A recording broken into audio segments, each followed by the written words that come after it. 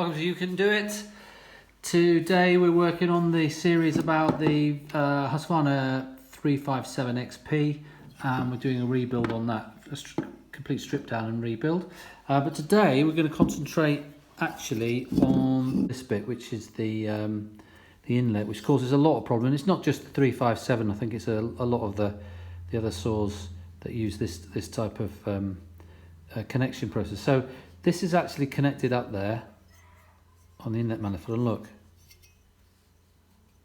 just comes off. I mean, literally, it's got the clamp around it, and I can push it on. All right.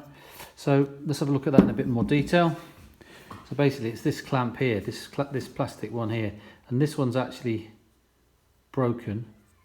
I bought this saw as a job lot with some wood actually, and the guys looked after it. It's still got, this is the original cylinder Marley, and there's no marks on it. It's perfect. It's beautiful, as is the piston. So, you know, it hasn't failed yet, and he's used it a lot.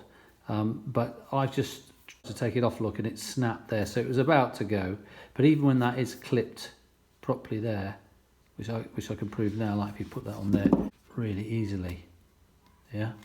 So you've got a couple of options here. This is a big failure point with these saws, blown a lot of these saws up. The clamp is also integral to this holder here, and this part here, look, sort of fits down on the inside of this as well. So it's all part and part of the same thing. Now what some people do is they cut this whole ring off and then put a metal clip or band around there. Well, I've just been looking at this in a bit more detail, and actually I don't actually know if that's a good idea, because there's a spigot there, and that spigot goes through the rubber manifold here, and the only way that spigot doesn't move around in there is because it's sealed. It's part of this piece here. So if you cut that off and clamp around it, then this bit is free to move around. There's nothing holding that, other than the fact it's sat on in the case, but it can move around and the vibration. So a better option is either you buy the new one of these, and the new modified version doesn't have this clamp on it, but it does have this ring, but it's got slots in it like that, and then you have a metal clamp that comes around it. So what we're going to do is we're going to modify this one so that we can then put a metal clamp on it. Now I've just got myself a Jubilee clip, because I couldn't find anything else at hand in short notice, so I'm just going to use that, and you'll see how the solution is with that. So first of all, what we're going to do is we're going to have to take this inner one out. Now it's stuck on that spigot. Pull it off there, push that through like that, oh, and then you've got this is the pulse here. It's a bit of a crazy system, but anyway, the pulse goes through it. So that takes a feed from there, which goes through there, and then you've got the rubber is in here, you see. So if you cut that off, as I said, there's nothing to stop. That can just wobble around, and that can vibrate. So right, let's get cracking then. So what we're going to do to modify that is that bit there was I mean, it still works, but it's about to snap off. And funny enough, when I was looking at it, you probably can't see on here, it's not, the light's not good enough, but this here was getting a bit of a light coloured line, which means that might have snapped as well. So it was just a bad design. So what we're going to do now is I'm going to get a serrated knife or something, and I'm going to cut down there and cut this bit off, and then I'm going to cut that tab off there. So then I'll have basically this complete ring, which will sort of go round there, but then can be clamped up. And then, so let me go and do that now, and I'll be back in a second. You don't need to use anything too high tech. I'll just use a steak knife, look. And you can see there, look, I've just cut that off there. So now I need to cut this piece off, and then I need to flatten that catch up there. So I'm going to cut down there and cut that off. Okay. Back again. So I've cut that all off. That's that smooth there. So I just need to make sure that when I clamp that up, it's not going to bind there. So if we put that one back in there, look. Yeah.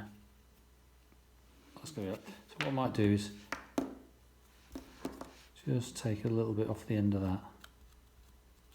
Okay, that's looking good. That's giving me more space to, I mean, I know this is the wrong way around. It should go on that way around, but it's just for, I don't need to thread it in, you see, that's it. If I clamp that up now, yeah, I can feel that's going to have crushed everything. So now, what we need to do now then, is I'm going to do it as per the modified one that they send out now. I'm going to actually put a slot down there and a slot down there, which just gives this more room for everything to move and clamp up on that thing there, because otherwise you might find that all the force is just actually squeezing here. So it's actually a bit of a disaster, this method. When they designed it, it was a bad design, because if you just leave it like that and you clamp up there, all the clamping force is just around that bit there, so you could get potentially, there's no actual force there, or very little. So if you put some slots in there, that'll solve that problem. So I've done that, so I put a slot in there and a slot in there, so that'll all clamp up nice, and it'll still all be rigid. So if I put that back now, we'll put Jubilee clip on and see how we get on. Well, I've got that back through there. Make sure that little spigot's in there properly seated. I'll put the Jubilee clip on, and we'll see. I don't actually know which way I'm going to do. I might have to use a spanner on that, I'm not sure. So let me try and see which way. Ooh, it's quite tight, so I'll get my screwdriver. I'll be back. All right. Okay, so I've done that. I've cranked that up. You need to use. I actually much prefer using a socket to do these things up. I mean, that was a bit of an overkill on the size of it, and I might actually just cut that off. But that is on there, well and truly. Now that's how it should be. So the thing with that is, once you've got something like that around it, you know for a fact that is not leaking air. I mean, the only way it's going to leak is if the rubber actually perishes. But the rubber's good on this one. So yeah, that's the way to do it. And if you do that, then you know it's not coming off. And then of course you've got to make sure that obviously that it goes down there and it doesn't obstruct anywhere. Okay, that's on there. That sits nicely. That's sitting down there, fine. That's sitting there. That's mounted right. And that's so it looks a little bit of a big and overkill, but it does work fine. And you know, I'm totally safe that's going to seal properly in there. So you can do it. Hope this has helped someone. If you like the channel, subscribe. Give me a thumbs up. You can do it. That's all part of the rebuild. If you're interested about that series, it's on YouTube. But there you have it. So that's a good fix for the notorious crap plastic clamp. Whoever designed that was just, I mean, look, they use a metal clamp for this decompression pipe. They use metal clamps everywhere, and they decide on the actual carburetor inlet they're going to use a blooming plastic one. What a joke. Anyway, hope this has helped. Please follow the channel if you like your chainsaws or anything to do with fixing cars and generally in life. But anyway, you can do it.